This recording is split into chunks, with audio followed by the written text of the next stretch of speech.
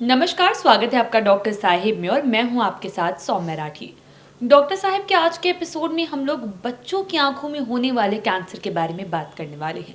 समझेंगे कि ये कैसे होता है, इसके लक्षण क्या है, इलाज किस तरीके से किया जाता है।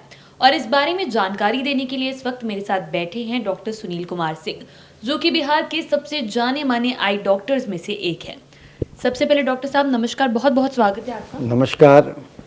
डॉक्टर साहब, बच्चों की आंखों में होने वाला कैंसर, मैं चाहती हूँ आप हमारे दर्शकों को इसके बारे में बताएं, कैसे होता है, क्या लक्षण है। आँखों का भी कैंसर होता है और बच्चों में भी आँख का कैंसर होता है। बच्चों में आँख का कैंसर जो सबसे कॉमन कैंसर है बच्चों के आँख का, वो है रेटिनोब्लास्टोमा। वो 5 वर्ष से कम उम्र के बच्चों में होता है। हालांकि इसकी संख्या बहुत कम है इंसिडेंस, लेकिन इसकी गंभीरता ज़्यादा है, क्योंकि वो अगर समय पर इलाज ना कराया जाए तो बच्चों के आँख की रोशनी ही नहीं, उसकी जान भी ले सकता है। और बिहार में चूंकि इसकी जागरूकता कम है तो गार्जियन नहीं समझ पाते हैं। जो बच्चे हम लोग के पास आते हैं वो लेट स्टेज में आते हैं, जिसमें कि हम बहुत कुछ नहीं कर सकते हैं और इलाज भी सब जगह नहीं होता है, क्योंकि हमारे पास उसका इलाज नहीं होगा। हमें प्रॉपर रेफरल सेंटर देने पड़ते हैं। जैसे कि हम लोग का एम्स में रेटिनोब्लास्टोमा का है, बड़ी बड़ी अस्पतालों में होता है इसका इलाज। तो जागरूकता, जन जागरूकता फैलाना बहुत ज़रूरी है, ताकि इस बीमारी के बारे में लोग जाने और ताकि अर्ली स्टेज में इस बीमारी का डिटेक्शन हो, अर्ली रेफरल हो, अर्ली इलाज शुरू हो, ताकि हम उसके जान और उसकी रोशनी दोनों बचा सकें।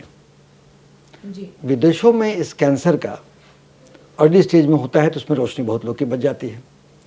तो इन्हीं सब के साथ जैसे हम लोगों ने एक आई कैंसर सोसाइटी ऑफ इंडिया का सृजन हुआ है, जिसके कि सचिव हैं, महासचिव हैं डॉक्टर भावना चावला, जो कि आई कैंसर में उन्हें काफ़ी काम किया है, एम्स की प्रोफेसर हैं। उनका हम लोग अभी इंटरनेशनल चाइल्डहुड कैंसर डे में उनका हम लोग अवेयरनेस प्रोग्राम भी कराए। और भी बिहार ऐसे राज्यों के लिए या अन्य राज्यों के लिए जागरूकता का कार्यक्रम सोसाइटी कराता है और करने का इसका कार्यक्रम है। क्योंकि जागरूक अगर नहीं होंगे तो आप इस बीमारी को लेट में पहचानेंगे, फिर हम लोग कोई कुछ नहीं कर सकेंगे, बच्चों की आंख भी जाएगी, जान भी जाएगी। तो जागरूकता के लिए क्या करना है? तो जागरूकता के लिए है कि हर गार्जियन को हर बच्चों में इस बात का बताना है कि बच्चों में भी आंखों का कैंसर हो सकता है।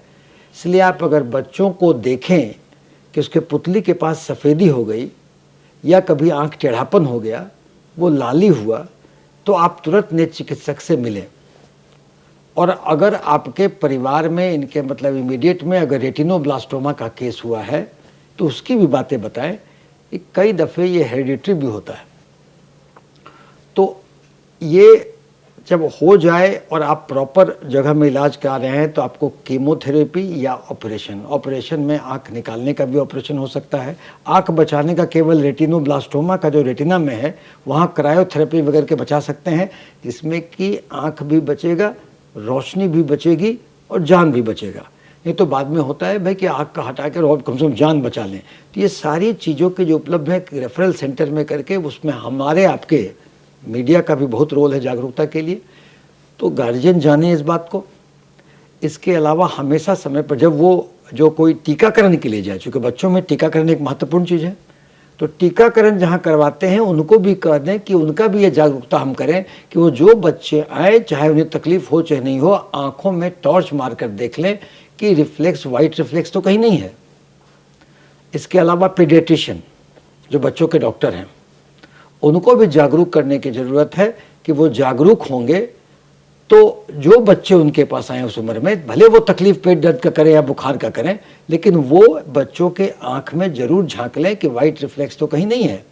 इस टेस्ट से एक अर्ली स्टेज में इस बात का हम लोग कर लेंगे और बच्चों को एक बड़े रेफरल सेंटर पर भेज देंगे, जहाँ की बच्चों को पूरे जांच के बाद रेटिना का हम लोग लोकलाइज रेटिना का क्रायोथेरेपी करेंगे या उसको कीमोथेरेपी करेंगे या सर्जरी करेंगे और बच्चों की आंख और जान दोनों बचा सकेंगे।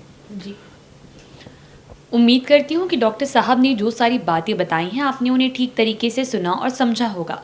इसी के साथ जल्द मुलाकात होगी अगले एपिसोड में। तब तक के लिए अगर वीडियो को फेसबुक पर देख रहे हैं तो पेज को लाइक करें, यूट्यूब पर देख रहे हैं तो चैनल को सब्सक्राइब करें। कमेंट सेक्शन या मेल बॉक्स के माध्यम से आप बता सकते हैं कि डॉक्टर साहब से आपके क्या सवाल हैं। धन्यवाद।